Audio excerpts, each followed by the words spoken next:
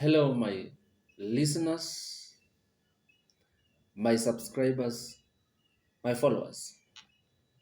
Once again, this is Fidel on the politics, bringing to you political analysis in depth. Just some highlights on what really bedevils the atmosphere of our politics and everything else that encompasses our siasa. Because all of you know that Kenya is a politically, charged country all the time, 24/7, throughout. Whether we have elections, whether we have no elections, it doesn't matter. We will always be politically charged, and that is the nature of our politics as a country. And today I want to talk about the reasons why I feel like William Ruto will win in 2027. Why William Ruto will win in 2027? Just why? A lot has been said. He's been called one-term president uh, for some reason.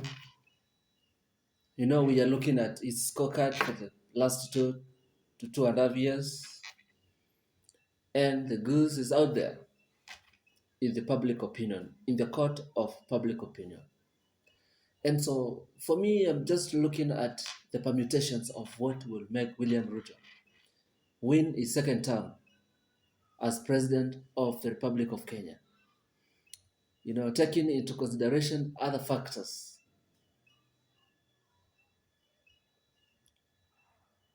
Why is it possible for William Ruto, to be re-elected for his second term?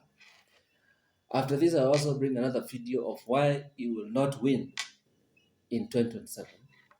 But today, I'm analyzing why he's going to win, in 2027 and successfully defend his seat and serve Kenya for his second and last term as president.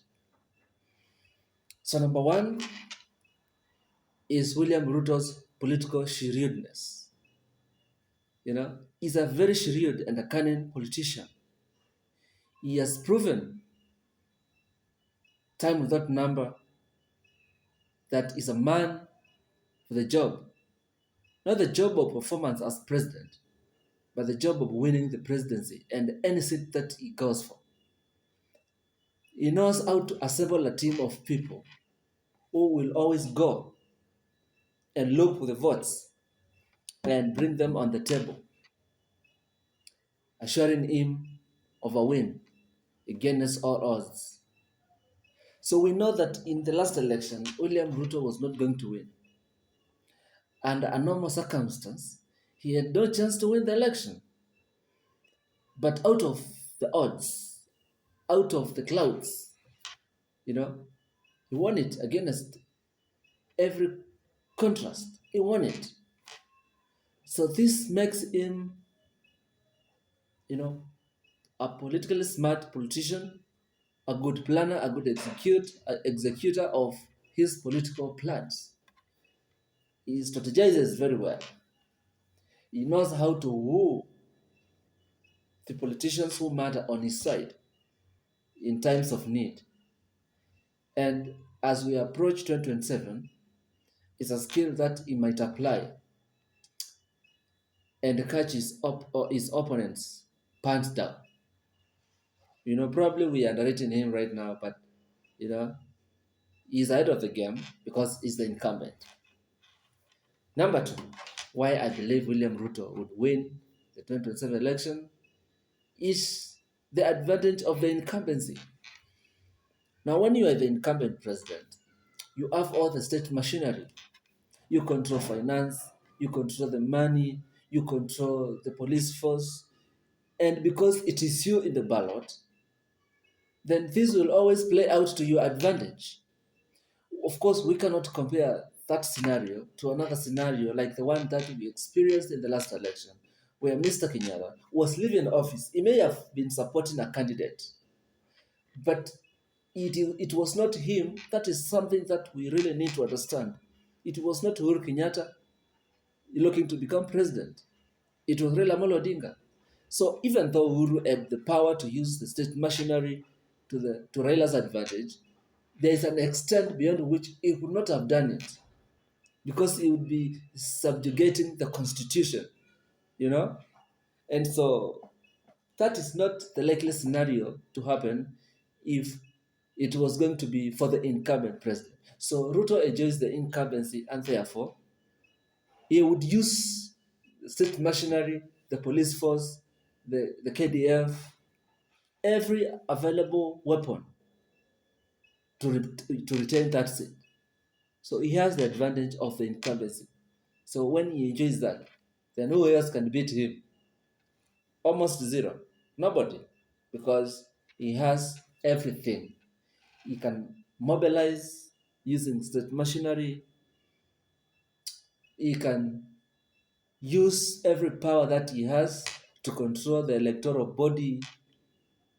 Technically, he can influence the elections in monumental ways. And therefore, uh, enough reason why he can win his second term. And number three is the nature of our politics. Now, I am saying this, borrowing a copy from our previous elections ever since independence. We have always gone tribal. And so the tribal card is what I say William Ruto is going to play around with. He's going to dangle the tribal card to Kenyans, and many Kenyans may buy the idea.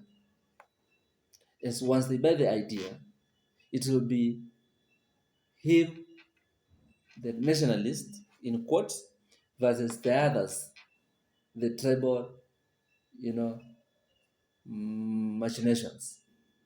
So, because tribalism is something that appears to have bedeviled our country, and William Ruto knows how to mobilize a system. That idea of tribalism, he can package it in a way that really it becomes very sellable. So once it does that successfully, and Kenyans buy the idea, it is game over. It is game over.